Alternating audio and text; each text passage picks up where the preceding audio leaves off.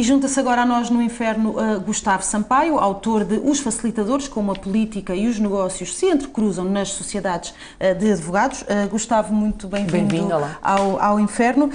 Este segundo livro, Os Facilitadores, um livro sobre como a política e os negócios se cruzam nas sociedades de advogados em Portugal. Com os sítios a dar os problemas que tem dado, o título deste livro não poderá estar, enfim, um bocadinho ultrapassado ou mantém-se atual? Mantém-se atual.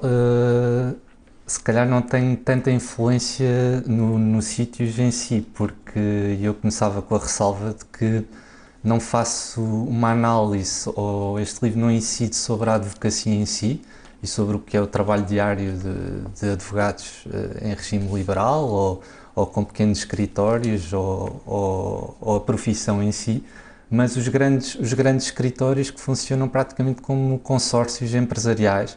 Centrais de negócios, quase, não é? Advocacia de negócios, praticamente isso, e que não passa muito pelos sítios, portanto não é bem a mesma coisa, e essa ressalva é importante porque isto não é um libelo acusatório contra os advogados enquanto profissão e enquanto classe profissional, mas contra as grandes sociedades, as grandes firmas que funcionam como grandes consórcios empresariais, estão nos grandes negócios que se fazem à volta do Estado, e eu depois faço então o cruzamento com as ligações políticas que existem nesses grandes escritórios e nesses grandes negócios, e a partir do cruzamento encontro diversos casos de conflitos de interesses e de movimentação de influências e de atividade de lobbying, que se poderá dizer no geral, ou mais grave mesmo, de tráfico de influências, ou pelo menos indícios então podemos dizer basicamente que estas sociedades, estes tais consórcios, como lhe chamaste, portanto, são uma espécie de mata-hari dos negócios, ou seja, assim como uma vida meio dupla, não é? De um lado... Por vezes tripla. Há agentes facilitadores que estão com um pé na política, outro nas firmas de advogados e em administrações de grandes empresas. E há negócios que envolvem esses três planos. Há ainda um quarto plano, que é certos agentes que ainda estão em estúdios de televisão a fazer comentário político, entre comas, muitas vezes comentando sobre negócios que eles próprios estão envolvidos. São parte interessada. Eu apresento um caso concreto, Marcos Mendes, que enquanto comentador político teve intervenções no sentido de pressionar ou pelo menos foi a defesa que ele fez no comentário, para acelerar privatizações e para se concluírem privatizações, ao mesmo tempo em que estava envolvido, ele e a sociedade onde ele está integrado, que é a Abreu Advogados, numa dessas privatizações que estava em decurso na altura. Não só envolvido indiretamente por fazer parte da sociedade, mas na própria equipa de advogados da Abreu Advogados que estava a trabalhar nesse processo. Isto é como se... Eu diria que o que ele estava a fazer naquele estúdio de televisão não era advocacia, também não era comentário político. Deixo aos o que é que era, afinal? O que é que era? O que é que era? Porque eu sinceramente não sei. É como se Portugal fosse um imenso tiki-taka de influências, num jogo constante... Não diria propriamente o tiki-taka, porque neste caso é bastante eficaz e tem um objetivo bastante centrado de fazer golo. São as privatizações que se concretizaram, todas as que estavam previstas para no memorando da Troika e mais além, várias que não estavam previstas que foram concretizadas. Mas temos pequenos passos, muitos passos curtos ou poucos passos? Neste caso, há uma maior incidência junto à baliza, não só em termos de jogo curto. Nós, entre tudo aquilo que estas sociedades de advogados facilitam, e é uma das coisas que podemos saber sobre na descrição deste livro, temos, só para nomear algumas coisas, temos ajustes diretos, contratos swap, PPPs, privatizações, concessões, subconcessões, a lista é imensa. No fundo, estas sociedades são um verdadeiro simplex, não é? Sim, no sentido, isso depende do processo em si. Simplex, por exemplo, numa privatização, realmente facilitam simplificam, de facto, o processo a seu favor. Mas também, por vezes, fazem o inverso, que é complicar. E quando, por exemplo, blindam certos contratos e certas parcerias público-privadas, etc., não são bem facilitadores, mas complicadores, no sentido de facilitar a vida aos seus clientes privados. Portanto, também há o inverso da facilitação. Da facilitação, perdão. Nesse sentido, muito da vida do país decide-se nestes escritórios de advogados.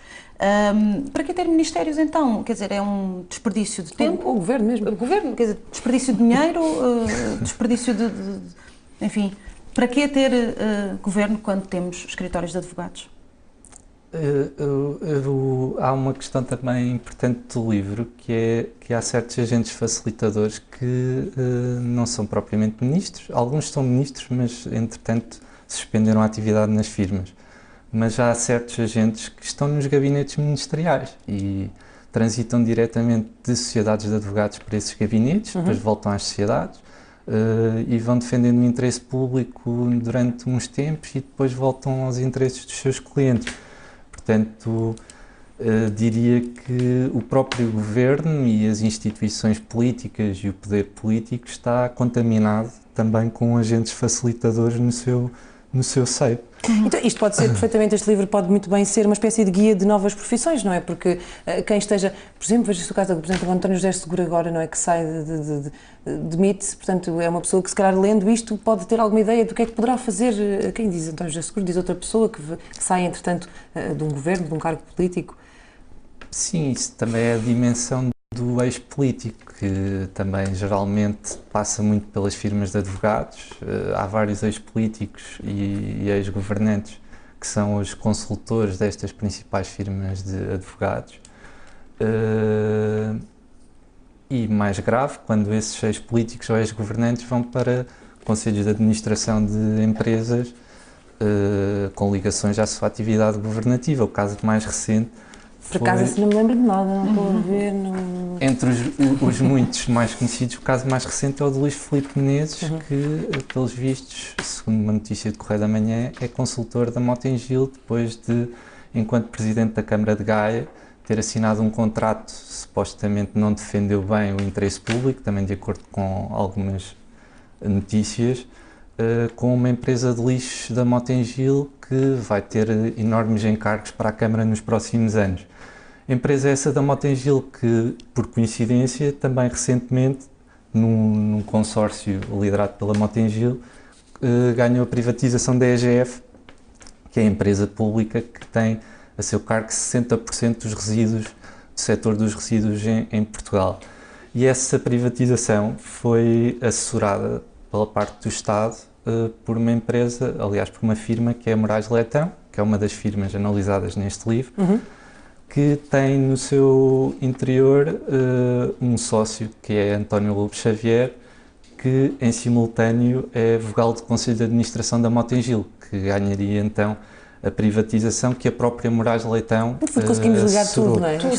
Portanto, é uma espécie daquele jogo de interesses e de influências em que estes agentes facilitadores que são referidos no livro fazem o papel de vasos comunicantes e vão desdobrando a sua atividade entre esses vários planos. Foi sempre fácil identificar a linha que separa a legalidade da ilegalidade nesta investigação? Ou é uma questão, como dizia a bastonária da Ordem dos Advogados, enfim, às vezes é uma questão de mudar uma vírgula numa lei, num dispositivo legal e de repente aquilo que parecia ser mais ilegal torna-se legal. Isso são dimensões diferentes. A questão da vírgula é o facto de muitas destas firmas e muitos destes agentes participarem no processo legislativo. Exatamente. Que em si levanta uma série de problemas e dúvidas. Porque muitas vezes estão a legislar de manhã... Nem precisa de ser em simultâneo, quer dizer, participam no processo legislativo e depois vão prestar serviços a clientes cuja atividade depende desse processo legislativo. E podem explorar lacunas na lei que eles próprios conceberam e tudo mais. Portanto, levanta toda essa série de questões. A outra questão da legalidade ou não é diferente. É a questão de muitas destas situações serem de facto legais. Exatamente. Porque a lei não o sanciona. E, de facto, não é possível legislar sobre todos os aspectos da sociedade. Isso é muito complicado. E, em termos de tráfico de influências, é muito difícil também legislar nesse sentido, porque é difícil de comprovar. Claro. Quase só através de escutas é que podemos provar... Ou de alguém que colabore com a justiça, como aconteceu no caso Faça A maior Oculta, parte não é? dos casos de conflitos de interesses que são referidos são potenciais, porque eu não tenho a prova material de que a pessoa tenha beneficiado influenciou ou que estava de má fé ou que de facto praticou um ato ilegal de tráfico de influências. Agora, há indícios tão óbvios em certas situações que... mas isso deixa ao leitor a sua conclusão.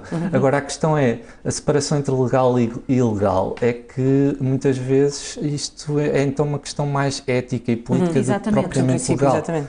E eu recordo o caso de Pina Moura, ex-ministro do PS, que no Parlamento era presidente da Iberdrola, uma empresa espanhola de energia, ao mesmo tempo que era deputado e tinha sido ministro, com decisões que influenciaram diretamente a atividade da Iberdrola em Portugal, nomeadamente a abertura da EDP a novos acionistas e da própria Galp. E quando foi confrontado com essa... Quando foi confrontado, sublinhou que a ética republicana é a lei e que não era ilegal, e nós não é? concluímos que tudo o que não está na lei então é permitido a um político. Exatamente, ninguém diz que não se pode, é um bocado esse princípio do... E no meio disto tudo, como não se fosse possível legislar sobre todos os aspectos da sociedade e da atividade das pessoas, que é impossível. E sendo isto, posto isto, não é? Quem é o mexilhão desta história?